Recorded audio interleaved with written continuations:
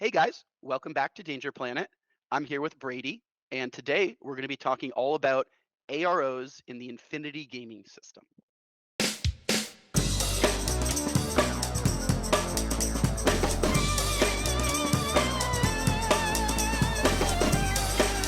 Hey guys, welcome back to Danger Planet. I'm here again with Brady. Brady, say hello to the internet. Hello. The internet. And like you guys know, Brady and I have just started. Well, I've just started. Brady has been doing it for maybe 3 or so months now on our Infinity journey. And we're really having a good time with the system. We're really enjoying it. And we wanted to make a video specifically around AROs. And I think a reason why Brady and I feel this is important is that it's a big differentiator from a lot of other game systems that exist. And it's one of the elements that's going to be unique to your Infinity game experience. Now, at a very high level, what is an ARO? An ARO is called an automatic reaction order. I'm going to let Brady get into the nitty gritty of it, but essentially what this is the ability for you to react to you as the player, for your team to react to what your opponent is doing. And it's part of that tug of war that Infinity does so well with active player and reactive player. And it's what makes it so that even when it's not your turn in Infinity, you can always be doing something. I think that's about the highest level possible I want to give here. So Brady, do you want to give a little bit more context from a gameplay standpoint about how AROs affect the ebb and flow of an Infinity game? And I think the first question that I have for you, quite frankly, Brady, is, this is a fairly new type of mechanic. I know it's something that didn't exist in 40K, obviously. How did you, as a player, wrap your brain around this type of mechanic and start to get used to it? So I guess those are kind of two big questions, but yeah, what do you got for us? Yeah, so one of the biggest things you always have to remember about ARO is you are at a disadvantage whenever you. So if we're talking about just like shooting, you get less burst than your opponent. But how Infinity kind of always makes the risk and reward really validating is it's not just a binary check whenever you roll a d20. It's whoever rolled. It's Price is Right rules. You want to roll as high as possible without going over. So AROs always introduce an element of risk. Every time you take an action, that person may only be hitting you on a low number and with only one shot, but you're not guaranteed to just kill the opposing model with your gun.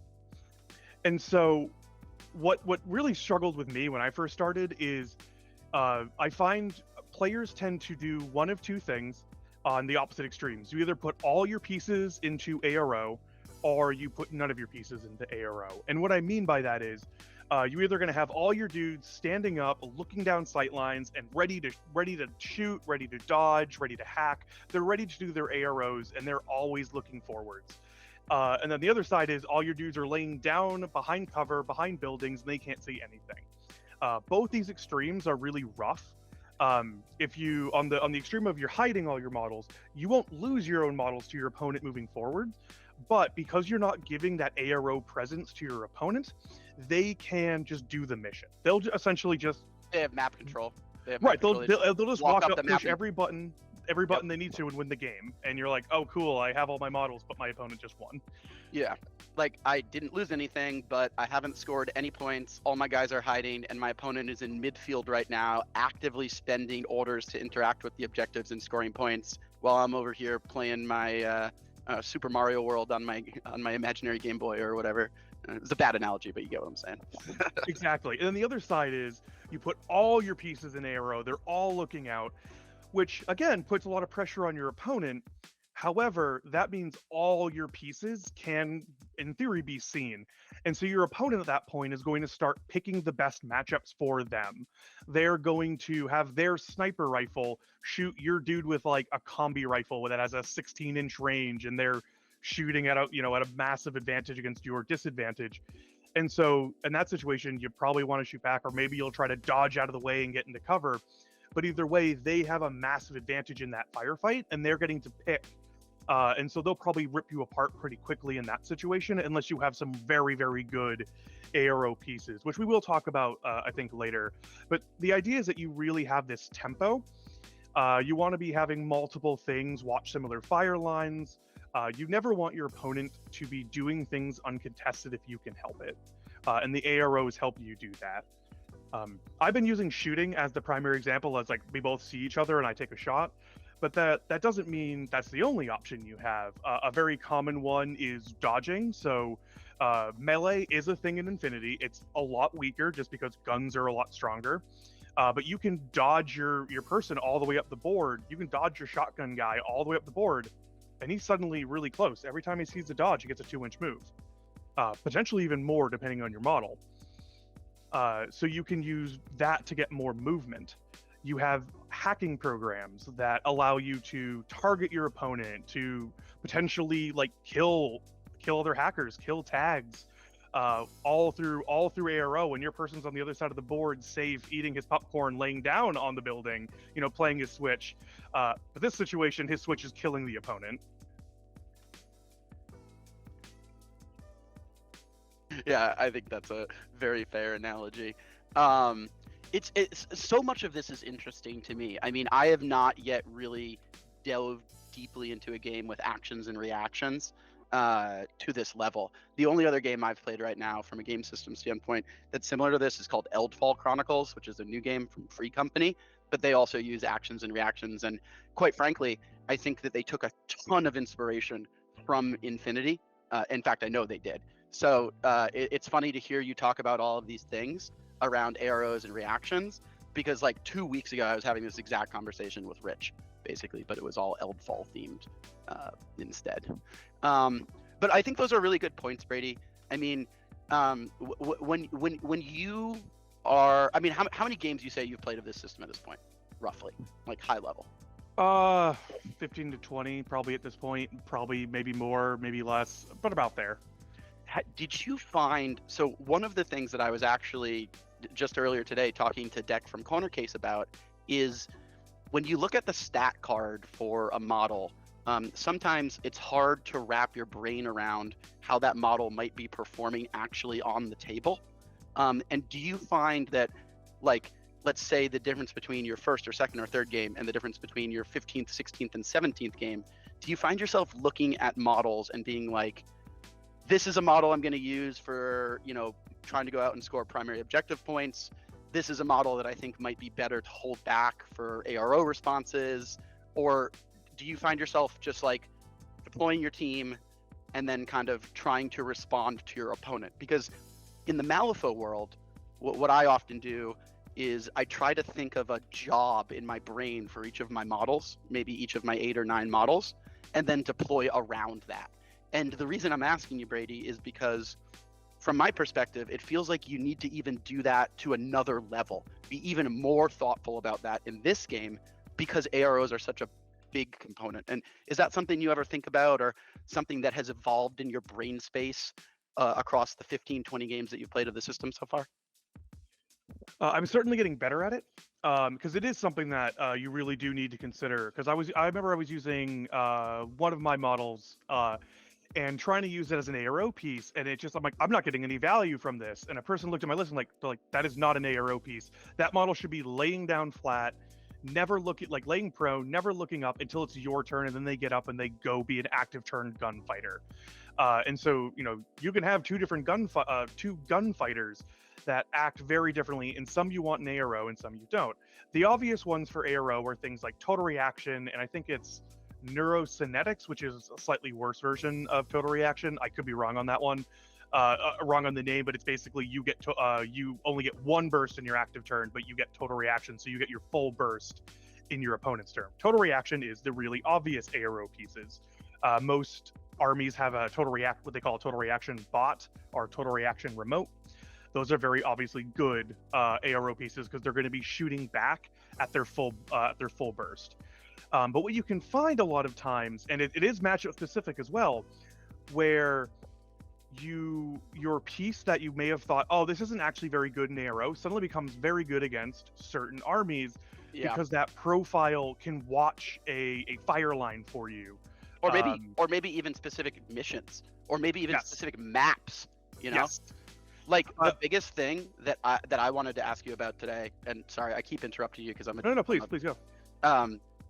The biggest thing in my brain that I have not seen before is sniper positions super matter in this game. Oh my gosh, do high sniper positions matter in this game, because it forces those ARO interactions. And so I was thinking the other night about looking at all these infinity boards. I was studying TTS games from a lot of the tournament players. That's how I learned Malifaux, right? Is figure out how I'll learn Infinity. And I saw a lot of these lane denial strategies around snipers perched on really good vantage points to shut down lane components. And more than anything I've ever seen with any other game, because of how much density of terrain there is on the Infinity board, that just seems really powerful to me. It is.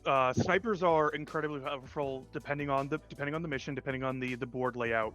But you always have to remember, like, so a lot of first order optimal strategy that people will do is I take my sniper and I put him on the highest rooftop. He can see everything. This is great. And then what that gives your opponent, yes, that sniper can ARO anything it wants.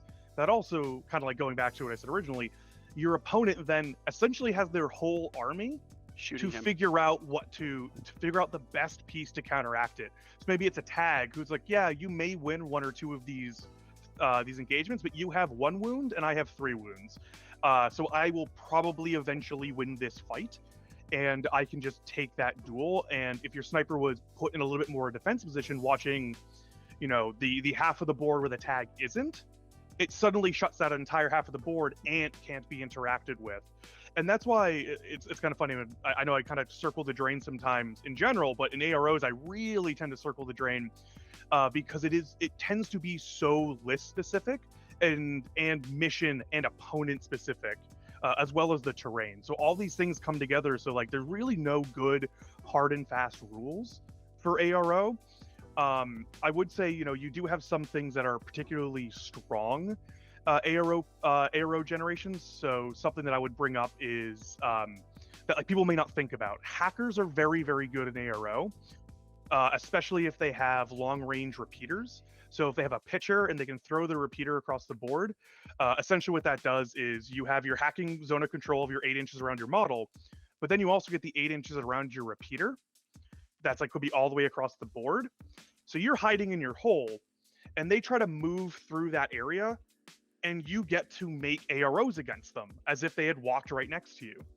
And in that situation, kind of talking about face-to-face rolls, if they, their tag walks forward and wants to shoot your sniper, but they walk near your repeater, they have an option. They have to make the option of, do they take the uncontested sniper shot against them because your sniper can see their tag, or do they take the uncontested, let's say, carbonite? So you're going to try to lock all their systems down so they can't move. Because they won't be able to interact with both. One of your things is going to get an uncontested ARO. They won't have a face-to-face roll, which increases your chance of doing something effective to the opponent army. And you're always looking for that in ARO. You're always looking to have 2 different angles to look down the same vantage point. And so at best, maybe the person can still see both your dudes shooting at them, but if they have a burst of, say, 3, they may say, okay, 2 on your sniper and 1 on your plasma gunner. Well, your plasma gunner now is a 1-to-1 dice face-off. That burst ARO subtraction of only getting 1 die, well, your opponent just had that as well in that situation. And your sniper gets it brings it closer. Instead of 3 dice getting thrown at them, it's 2. So that's like probably the biggest piece of advice I would say for ARO is always have 2 units that can see basically every single area, because you're going to force the opponent not to have the correct choice. Because always the correct choice is only 1 model can see me, I'm just going to shoot them. You have no really good ARO option in that situation, unless like you're a total reaction bot, because they're just going to outdice you. And so they should mathematically, just by pure chance, beat you, even if your stats are slightly better than theirs. Yeah, I find what you just described fascinating in that, like, it's kind of a game of looking at the general board state and trying to be able to execute your orders with as little resistance from an ARO standpoint as possible. So some of the things that I try to do, like when I'm still teaching myself the game, right? Like I'm still very much just trying to take in all of this information as quickly as possible so that I can, go to my first Infinity tournament.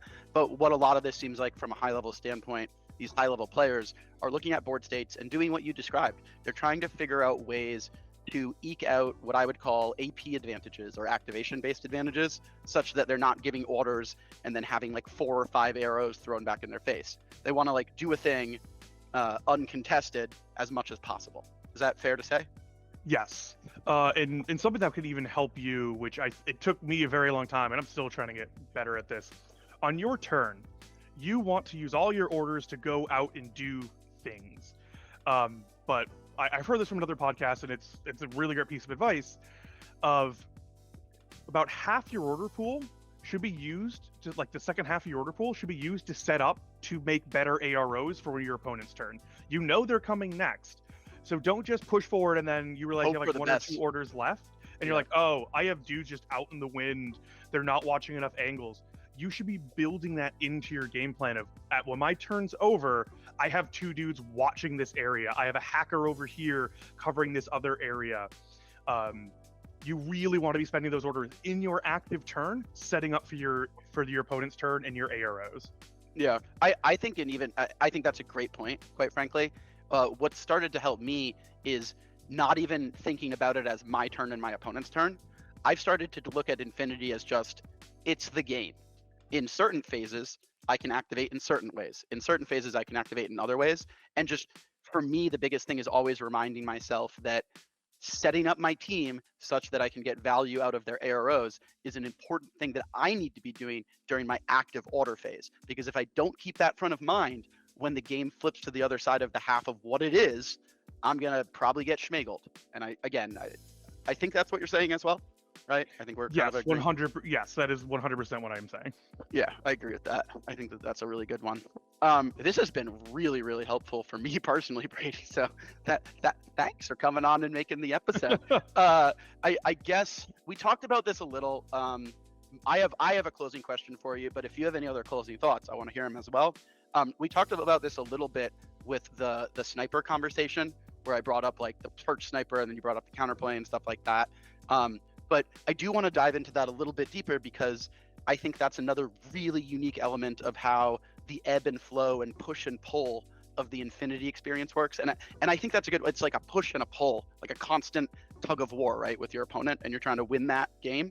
Do you ever deploy a model or look at a map, look at a mission, look at a specific opponent and say, I'm going to deploy this particular model with the express purpose of ARO reactions, and that's what their job is for this game? And I mean, that obviously that's a very specific strategy. What would encourage you to try to think like that? Is it a particular opponent, a particular board, a particular mission, or is that in fact just good best practices for playing competitive Infinity? I don't know. Yeah, if your army doesn't have several pieces that are almost entirely there just for ARO or like more defensive type pieces, you probably didn't build a list that's going to survive a first, like that's a list that says I'm going to go first, and if I don't go first, I'm probably going to lose immediately. So yes, you always want to be thinking about your ARO, and from the very first bit of deployment, to use a really good example that every opponent needs to like download it into your brain. I'm going to say it, and you're going to forget it, and you're going to play against a combined army for your first time, and they're going to have a Noctifer. A Noctifer does hidden deployments and has a missile launcher. So essentially, I don't deploy it on the board, and then you go, I'm going to move my link team across this area of ground. And, so you move your 5 models, and they all go through the area of the ground, and you go, hey, do you have any AROs? Nothing can see me. And I go, yeah, I have a Noctifer on top of the building.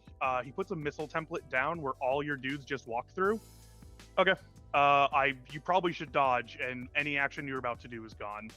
Because if you shoot me, I will kill 4 models immediately, and he's fine if he dies. The Noctifer is a very iconic combined army piece, specifically for an ARO piece, because of that hidden deployment surprise rocket launcher. There are obviously other armies. Hawk Islam has the Sungduck butt, which is just so good in it's so good in ARO. Again, it has that neurokinetic. Again, I could be wrong on the name on that one, but it shoots really good in ARO, and it's so effective at doing that. That you always have to be ready when you go against any kind of Hakazlam player. If they're putting down 2 camo markers, one of those could be a Sunduck butt, and one of it's going to, potentially is going to be its decoy, and you have to play around that, because if you don't properly play around it, it will pick up. Like, it can pick up a tag just easily.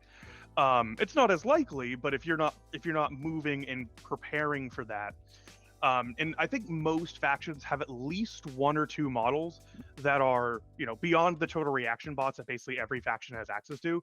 Most factions have at least 1 model that's just good in ARO. And even if you really don't think you do, we'll probably talk about this in a later video, which is the tutorials and fire teams. If you get your 5-man or your 3-man fire team, you increase your burst in ARO to 2, which already you can see on that just math changes your math crazy on just making that going from burst 1 to burst 2 can make any piece suddenly an ARO piece. So you'll see a lot of people use those 3-man Harrises as like, hey, this is now a good link team to be an ARO piece that will defend an area of the board and move up together as needed. But that 2-round burst in ARO is so powerful and so useful to change that math. Yeah, I see that. Again, I'm gonna say Eldfall because the systems are like the same, but they call it defensive stance in Eldfall versus burst or like multi-attack, and it just fundamentally changes the math on killing a thing. Because a lot of models in Infinity I've seen have 1 HP, right? Like 1 HP is the most common. Infinity is an extremely deadly game. Even like your really tough tags only have 3 wounds, so it is just really easy to lose one after only 1 or 2 engagements. Of like if just some dice don't go your way. Yeah. I will be remiss. I actually should have mentioned this probably earlier. Something I should have mentioned a long time ago is there's a suppressive fire, which is a trait on a lot of weapons, and that allows you to spend a full order on your turn to essentially your range goes down to 24 inches, but you get 3 rounds of fire in ARO. And they're also your opponent takes a -3 in that face-to-face because it's like, oh god, you're just spraying bullets down the field. It makes the gun a little it makes your range bands it's not as good, but it's a really good one to think about when you're towards the end of your orders and you start going, okay, I know they're gonna have to like come into this room where the objective is right in front of me. I know they have to go that way. Let's just go into suppressive fire, and they're going to have to eat a lot of shots in ARO. They know they're gonna have to. So that's something I always overlook. It's a really good trait on weapons, and I almost never use it. And I'm almost always, after every game, my opponent will be like, you should have done suppressive here, here, here. And I'm like, yep, should have. I just never think of it. Yeah, that makes sense. I think, honestly, Brady, this has been a really interesting conversation for me because it's funny that we're making these videos as a crew as kind of like a, for me, I'm just learning the game system straight up. I'm just learning it. You've played a good amount more than me, but even just having these conversations is fascinating for me because it helps me wrap my brain around how the Infinity system kind of works. And I think AROs are really core to the functioning of this game system. I mean, I think it's a big, unique differentiator that you're not going to find in a lot of other systems. I guess with that in mind, do you have any other closing thoughts for folks that might just be starting out, trying to wrap their heads around how to use AROs, just getting used to the Infinity system? Any parting words of wisdom on specifically AROs for new players, getting to use them more effectively? Anything else you want to say before we mosey on out? Yeah, so what I love about Infinity is the rules are really deep, but they're not incredibly, there's not a lot, what's the best way to phrase this? There's a lot of moving parts, but speaking with AROs, if you just wanted to learn, if you just only wanted to use shoot and dodge, as like, and those are probably the ones you use most often in general, but if those are the only 2 you're going to use in your next like 5 or 10 games, you will still find a lot of value in that. And then when you start adding in your hacking AROs and your different ways you can really use your dodging and your suppressive fires, you can really just go down this deep well of all these different interactions that AROs can give you. But to start, you can just, hey, every time I see a person, I shoot. I don't care. Every time, like for your first couple games, every time you see a model, just shoot him. Just shoot him. Don't worry about anything else. Don't worry about how bad the math is. Just shoot him and see how that works out. And I really like that about the system. It seems really intimidating when you start going through the wiki or going through the rules, but like if you take that step back, it's a really simple system to begin interfacing with. So just use it, embrace it, love it. And then you can start getting it down and like, because I'm not going to say I'm an expert in knowing all the deep, in-depth ways to use the system, but every game you get a little bit better because the system itself is not fighting you in the ways that I find some crunchier games, like the system fights you. The system in this game doesn't fight you as much. Yeah, I mean, you just described a very healthy progression of skill accumulation. I think that's the ideal path for, get a little bit better each time, understand a little bit more. I think a big takeaway that I have that's keeping me sane as I'm learning the system is I keep reminding myself that I don't need to be an expert right away, but it's important for me to really understand the concept before I move on to the next concept. So that's how I'm trying to break apart the Infinity game system and make it make sense to me. But I think basically everything you said is spot on in terms of how we should be doing it. So I think that's about it for us, guys. We hope you enjoyed this episode on AROs. You're going to see a heck of a lot more of Brady and a heck of a lot more of me as we continue down our Infinity journey. If you guys have questions on Infinity, if you want to see us make particular types of content, let us know. We also have a really active Discord that I'm going to link in the description of the video. Brady is the mod for both Horus Heresy for us as well as Infinity, and he hangs out in that Discord as well. So if you have questions for him, you want to talk to him, whatever, stop by and say hello. I promise neither Brady or I bite very hard or very much. So it should be fine. I guess with all that, say goodbye to the internet, Brady. Join the evolved intelligence. See you guys. We'll see you on the next one.